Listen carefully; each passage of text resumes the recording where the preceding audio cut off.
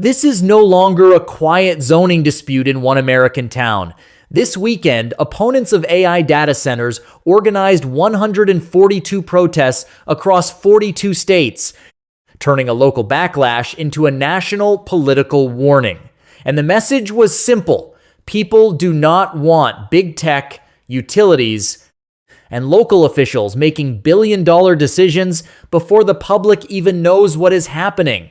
If you want clear breakdowns of the fights reshaping everyday America, subscribe to Faultline America.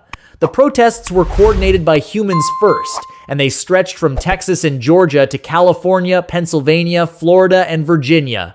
Turnout was uneven, and some rallies were small. But the geography matters.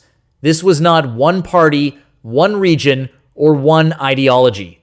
Reuters reported protesters demanding transparency, protection for water and power resources, real community benefits, and accountability when developers fail to deliver what they promised. The public mood is even more striking. Gallup found that 7 in 10 Americans oppose building an AI data center in their local area, including nearly half who strongly oppose it. A Reuters Ipsos poll found only 14% would support one in their own community. That is a brutal gap between Washington's race for AI dominance and the people being asked to live beside the infrastructure that makes AI possible. And these are not small office buildings. Modern hyperscale data centers can cover enormous sites, pull power around the clock, require major transmission upgrades, use water or other cooling systems, and rely on backup generators. The Department of Energy says data centers used about 4.4% of total electricity in the United States in 2023 and could consume between 6.7 and 12% 2028. That projection does not mean every data center automatically raises your electric bill, but it does explain why residents are asking a basic question: who pays when the grid has to expand? New York just gave that question a statewide answer. Governor Kathy Hochul signed the nation's first statewide moratorium on new hyperscale data centers, pausing state environmental permits for up to 1 year while regulators develop tougher standards.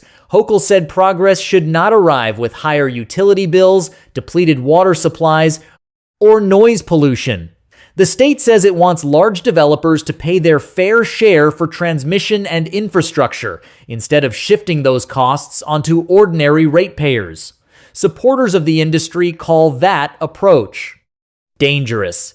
They argue data centers bring construction work, tax revenue, technology investment, and the computing capacity America needs to compete with China. They also warn that a patchwork of bans and delays could push projects, jobs, and capital into other states. And those arguments matter. Gallup found that people who support local data centers overwhelmingly point to jobs and economic benefits. But here is where the conflict gets real. And if you are tracking where America is heading, hit subscribe, because this fight is moving from planning boards into state elections and national politics. In Palm Beach County, Florida, residents packed a marathon public hearing wearing shirts that said no to Project Tango. The proposal would have expanded a development in Loxahatchee to roughly 3.6 million square feet, including more than 1 million square feet of data center space. Opponents raised concerns about electricity demand, water, noise, infrastructure, nearby homes, and an elementary school. After roughly 12 hours of testimony, county commissioners rejected the expansion in a 5-1 vote. That was not a total ban. Existing approvals for 2 smaller data center buildings remain in place, and the developer could revise the proposal and try again. But politically, the image was unmistakable. A room full of residents forced a major project back to the drawing board. Now look at Chesterfield County, Virginia.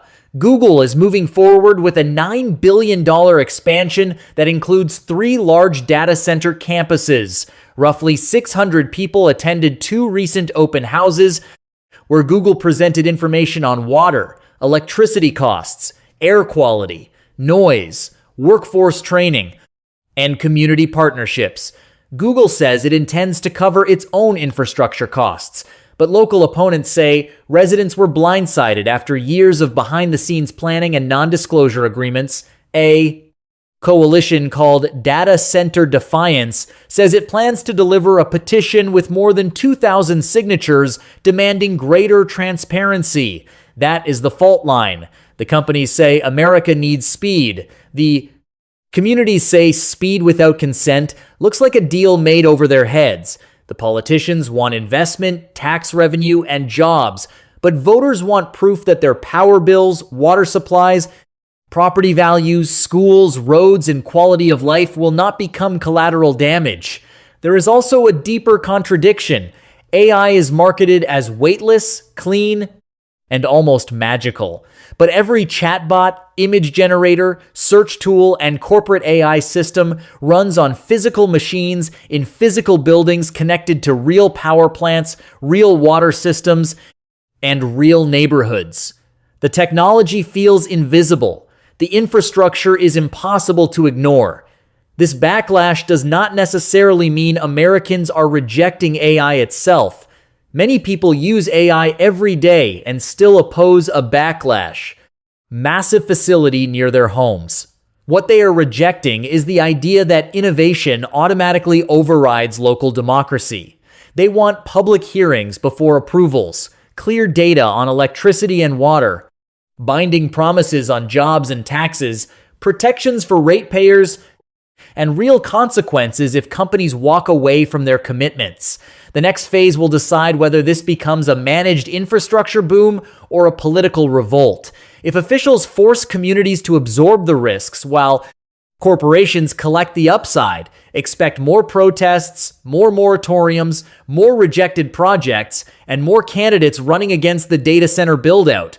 But if developers pay for the grid, disclose resource use, create durable local jobs, and give residents a genuine vote, some of that opposition could soften. Subscribe to Faultline America, leave a like, and tell me in the comments, are these communities protecting their future, or is America risking its technological lead by saying no to the machines behind AI?